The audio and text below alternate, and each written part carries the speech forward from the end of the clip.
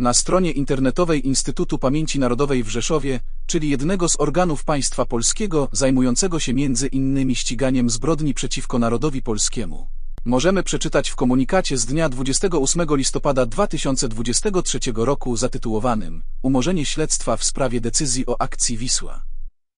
Z treści tego komunikatu, między wierszami, wynika, iż zarówno Łemkowie, jak i Ukraińcy powinni być dozgonnie wdzięczni władzom polskim za uratowanie powyżej wymienionych przed wyniszczeniem na skutek morderczych działań organizacji ukraińskich nacjonalistów oraz ukraińskiej powstańczej armii, a akcja Wisła miała jedynie charakter prewencyjny i ochronny, a nie represyjny i na pewno nie była zamierzoną czystką etniczną.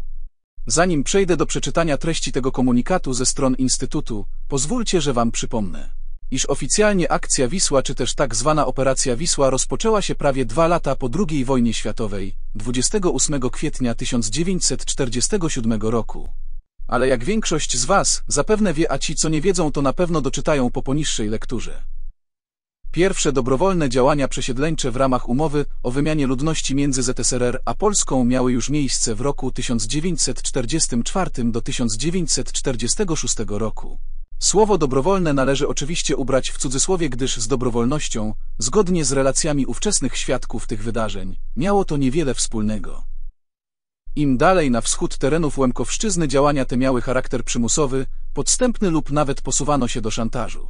Świadkowie tych niby dobrowolnych pierwszych przesiedleń opowiadają, iż agitatorzy oraz komisarze radzieccy opowiadali niezdecydowanym i niechętnym o bogatych ziemiach Rosji i Ukrainy, które tylko czekają na chętnych rolników, że dostaną nowe domy, a płoty tych domów są grodzone kiełbasą. Część ludności, w szczególności ta biedniejsza, bez perspektyw na własną ziemię po ojcowiźnie, faktycznie skuszona tymi obietnicami bez pokrycia, zdecydowała się opuścić rodzinne domy i pojechać w nieznane.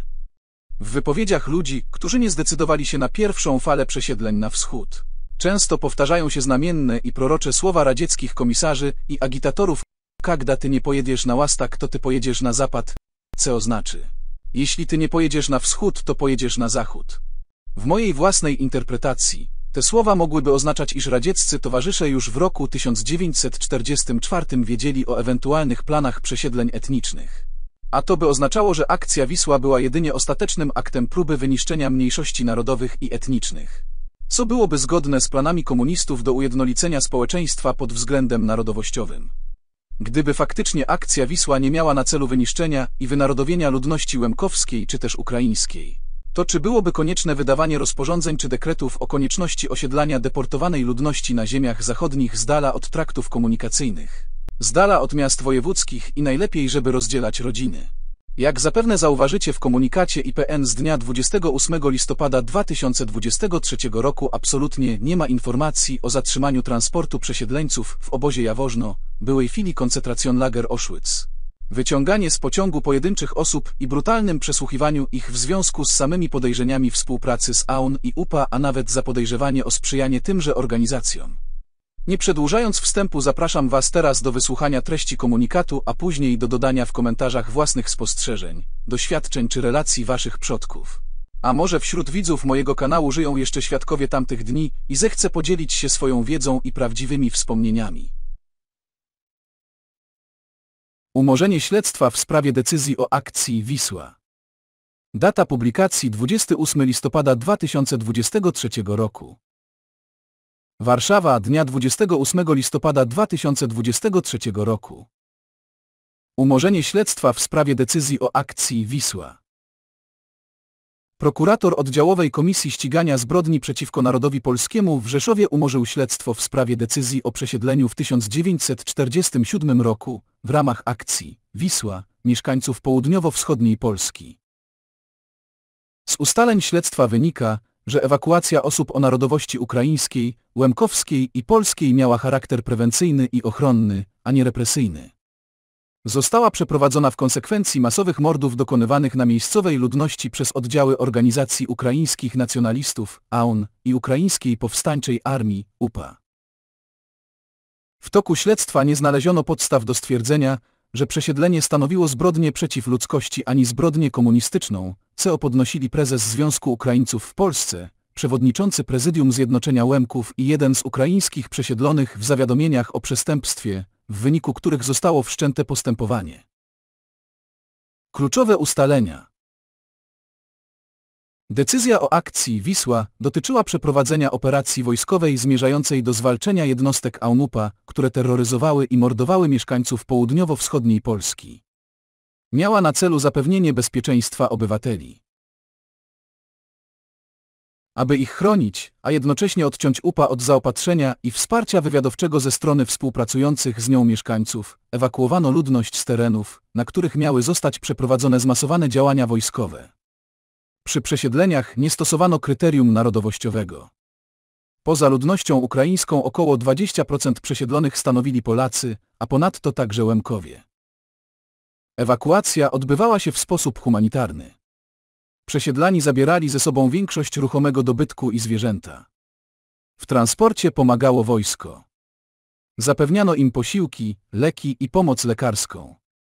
Warunki życia w nowym miejscu osiedlenia były lepsze niż w miejscach, które opuścili. Nowo zajmowane gospodarstwa i domy przekazano im na własność. Ewakuowana ludność ukraińska, polska i mieszana była traktowana na tych samych zasadach. Nikogo nie dyskryminowano z powodu narodowości czy religii, ani nie zmuszano do porzucenia własnej kultury, języka i tradycji.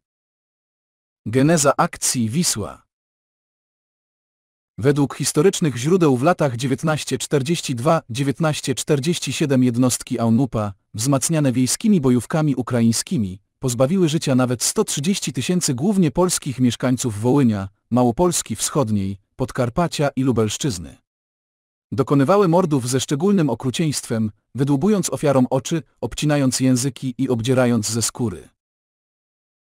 W atakach na pododdziały Wojska Polskiego i posterunki milicji obywatelskiej zginęło 1041 żołnierzy i 467 milicjantów. Oddziały ukraińskich nacjonalistów niszczyły urządzenia infrastruktury kolejowej, przemysłu wydobywczego gazu ziemnego i ropy naftowej oraz obiekty komunikacyjne. Celem ataków był personel obsługujący te obiekty i urządzenia. Terror dotykał także społeczności ukraińskiej i łemkowskiej. Oddziały UPA karały śmiercią za uchylanie się od służby w jej szeregach i za dezercję. Mordowały bliskich zbiegłej osoby i paliły ich domy. Na miejscową ludność, pod groźbą śmierci, nakładały kontrybucje. Mieszkańcy płacili daniny w postaci żywności, odzieży i obuwia. Byli zmuszani zapewniać jednostkom UPA posiłki, transport i drewno do konstrukcji kryjówek. Wykorzystywane do ich budowy osoby było nierzadko zabijane, aby nie ujawnić miejsca stacjonowania oddziałów. Potwierdzali to przesłuchani w śledztwie ukraińscy świadkowie. Według ich zeznań żyli w ciągłym strachu, że do wioski przyjdą członkowie band UPA. Apele o pomoc. Zagrożenie ze strony UPA doprowadziło do masowej ucieczki mieszkańców i szukania schronienia w miejscowościach, w których stacjonowało wojsko. Według szacunków historyków do opuszczenia swoich gospodarstw zostało zmuszonych ponad 50 000 Polaków, Ukraińców i Łemków. Niektórzy, jak mieszkańcy Birczy na Podkarpaciu, sami występowali do władz o ewakuację. O zapewnienie bezpieczeństwa apelowały również władze lokalne, organizacje społeczne, związki zawodowe, partie polityczne i przedstawiciele Kościoła. Biskup Przemyski w wystąpieniu do ministra obrony narodowej pisał w 1946 roku, że od szeregu miesięcy palą się wsie i wzmaga się nędza tysięcy Polaków, którzy słusznie spodziewają się w swym kraju bezpieczeństwa życia i mienia. Podjęta w tych okolicznościach decyzja o akcji Wisła miała na celu zapewnienie bezpieczeństwa miejscowej ludności. Przesłuchani w śledztwie świadkowie przyznawali, że wprawdzie towarzyszące akcji przesiedlenie było przymusem, ale sami chcieli przeprowadzki, aby zacząć żyć spokojnie. Zeznawali, że woleli opuścić domy niż zginąć, bo na rodzinnej ziemi nie dało się żyć normalnie. Przebieg ewakuacji. Ze zgromadzonych w śledztwie dokumentów rozkazów, wytycznych i instrukcji dla żołnierzy oraz pracowników Państwowego Urzędu Repatriacyjnego wynika, że przywiązywano szczególną wagę, aby przesiedlani jako obywatele państwa polskiego byli traktowani humanitarnie, bez względu na ich narodowość. Instrukcja szefa sztabu grupy operacyjnej Wisła nakazywała, aby przesiedleńcom umożliwić zabranie maksymalnej ilości mienia osobistego, kładąc nacisk na niezbędny sprzęt rolniczy, żywy inwentarz, pasze, ziemiopłody oraz żywność. Według przesłuchanych świadków wojsko pomagało ewakuowanym w transporcie dobytku, a osobom chorym, starszym lub rodzinom bez mężczyzn także w jego pakowaniu. Według instrukcji w czasie podróży do nowego miejsca osiedlenia ewakuowani mieli otrzymywać 3 posiłki dziennie, zwierzętom zaś zapewniano paszę. Na potrzeby przesiedleńców przeznaczono leki i środki opatrunkowe z zapasów wojskowych. Ciężko chorych i rodzące kobiety transportowano do szpitali. Dowódcy jednostek Wojska Polskiego dostali także rozkaz, aby natychmiast zawiadamiać prokuraturę o przypadkach kradzieży mienia ewakuowanej ludności lub innych nadużyciach, ubliżających honorowi żołnierza polskiego. Warunki osiedlenia. Ewakuowanych osiedlano na tzw. ziemiach odzyskanych. Przyjęto zasadę, że za pozostawione budynki i grunty przesiedleńcom przysługują gospodarstwa o takiej samej powierzchni. Były im początkowo przekazywane w użytkowanie, a w latach 1949–1958 wydano akty nadania ich na własność. Wysiedlani z drewnianych, najczęściej krytych strzechą domów otrzymali domy murowane, w części wyposażone w wodociągi i energię elektryczną. Były im wskazywane albo wybierali je sami, zamieniając także później na lepsze. Przesiedleńcom przysługiwały zapomogi na zagospodarowanie się, wykonywano część prac remontowych. Według biskupa grekokatolickiego w Polsce Teodora Majkowicza dla przesiedlonych nowe warunki życia były przeskokiem cywilizacyjnym. Potwierdziła to część świadków, zeznając, że doświadczyli zamiany na lepsze. Zdecydowana większość podkreślała, że mogli wreszcie żyć bezpiecznie i spokojnie, bez strachu, że ktoś przyjdzie nocą. Gdy w latach 50. zaczęto wydawać zgody na powrót przesiedlonych do rodzinnych miejscowości, z tej możliwości skorzystała tylko część rodzin. Konkluzje śledztwa. Z ustaleń śledztwa jednoznacznie wynika, że przesiedlenia miały charakter prewencyjny i ochronny. Ich celem nie było prześladowanie jakiejkolwiek grupy narodowościowej, a tym bardziej jej wyniszczenie. Śledztwo nie wykazało także, by podejmując uchwałę o akcji przesiedleńczej, przekroczono uprawnienia lub nadużywano obowiązków ani działano na szkodę pożytku publicznego lub prywatnego. Wobec niestwierdzenia przestępczego charakteru decyzji o przesiedleniu prokurator oddziałowej Komisji Ścigania Zbrodni przeciwko Narodowi Polskiemu w Rzeszowie zdecydował o umorzeniu postępowania. Główna Komisja Ścigania Zbrodni przeciwko Narodowi Polskiemu.